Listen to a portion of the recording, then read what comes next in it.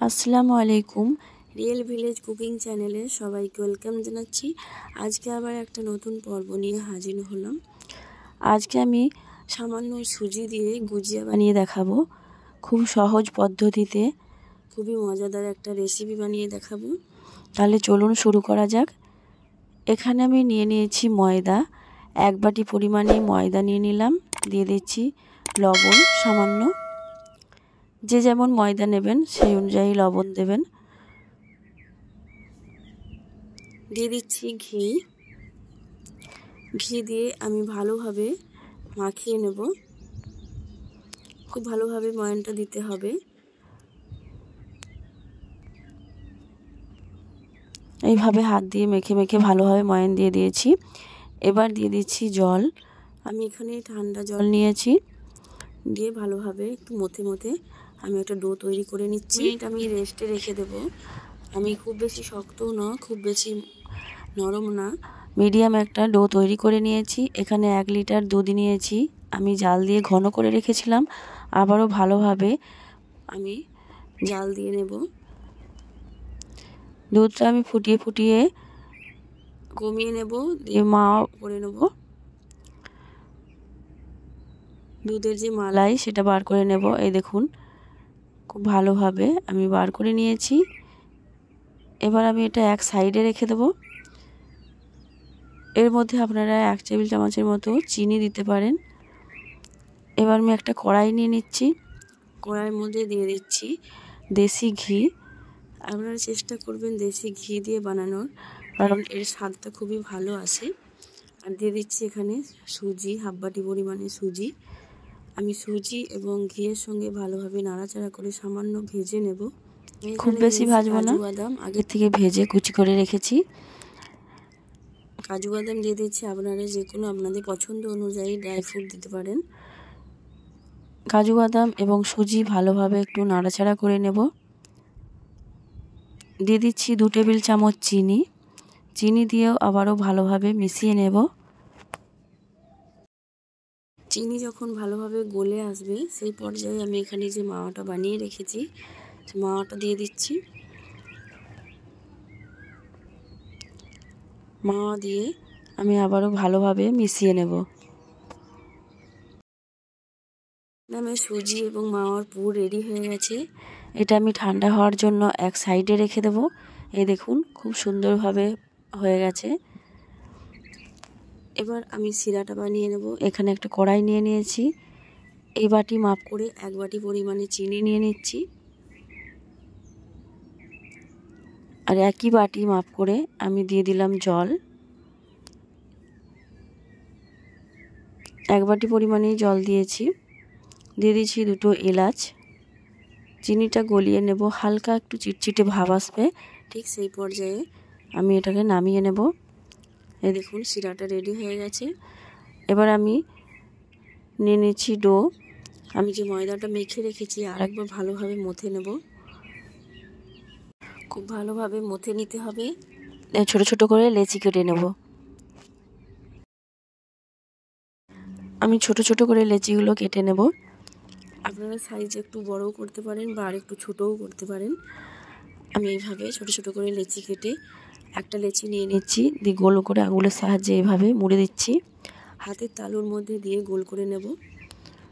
ঠিক এইভাবে প্রতিটা আমি বানিয়ে নেব। এই দেখুন, ঠিক এইরকম হবে। সব কটা বানিয়ে নিচ্ছি।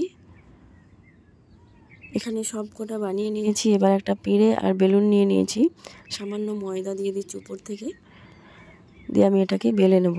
মিডিয়াম সাইজ করে, লুচির থেকে একটু ছোট সাইজ করে আমি বেলে নিচ্ছি। এই দেখুন, এরকমই থাকবে।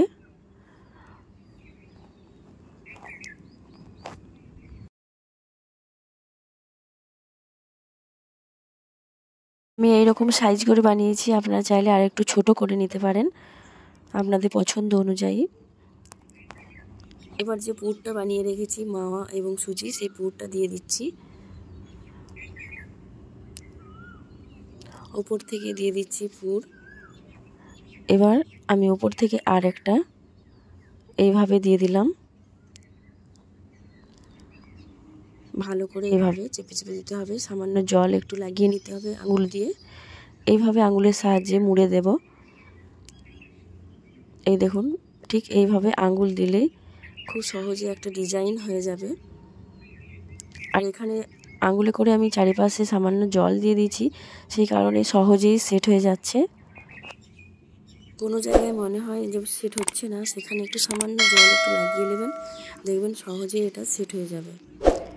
এইভাবে চেপে চেপে, খুবই সহজ এই রেসিপি, বেশি টাইম লাগে না, অল্প টাইমের মধ্যেই রেডি হয়ে যায়। হোলির দিনে এইভাবে গুজিয়া বানিয়ে খেতে পারেন, অথবা রোজা রমজান মাসে ইফতারে এইভাবে গুজিয়া বানালে খেতে খুবই ভালো লাগবে। গরম গরম মুচমুচে এইভাবে গুজিয়া বানিয়ে নিতে পারেন।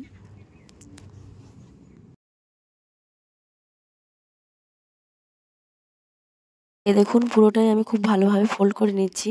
শেষে এখানটা একটু আঙুলের সাহায্যে চেপে দিলে সহজেই সেট হয়ে যাবে। 4-5টা আমি ভালোভাবে আঙুলে করে একটু করে চেপে দেব। এইভাবে করে 4-5টা একটু চাপ দিয়ে, এই দেখুন একটা গুজিয়া রেডি হয়ে গেল। ঠিক একইভাবে আমি প্রতিটা গুজিয়া বানিয়ে নেব।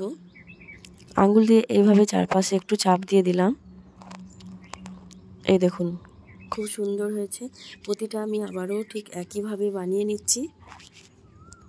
সব কটা বানিয়ে নিয়েছি। এবার এগুলোকে আমি ফ্রাই করে নেব। এখানে নিয়ে নিয়েছি ভেজিটেবল অয়েল। অয়েলটা আমি গরম করে নিয়েছি।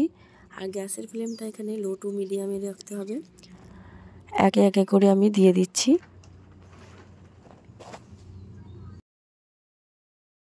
নিচের দিকটা যখন একটু হয়ে আসবে, ওপর থেকে এইভাবে তেল একটু দিয়ে দেবেন, এতে করে ভালোভাবে ফুলে উঠবে। এই দেখুন, প্রতিটা গুজিয়া খুব ভালোভাবে ফুলে উঠেছে। আমি এবার এক সাইডটা হয়ে গেছে, উল্টে দিচ্ছি। উল্টে পাল্টে 4-5টা লাল করে ভেজে নেব। এবার তুলে নেব। এগুলো হয়ে গেছে। তেল ঝরিয়ে একে একে করে তুলে নিতে হবে। এবার আমি যে শিরাটা বানিয়ে রেখেছিলাম, সেই শিরার মধ্যে আমি দিয়ে দেব। সব কটাই আমি গুজিয়া এর মধ্যে ভেজে দিয়ে দেব। এবার উল্টে দেব এক সাইডটা খুব ভালোভাবে। এই দেখুন, আমি একটা প্লেটের মধ্যে নিয়ে নিয়েছি। প্রতিটা গুজিয়া খুবই মুচমুচে এবং ক্রিস্পি হয়েছে।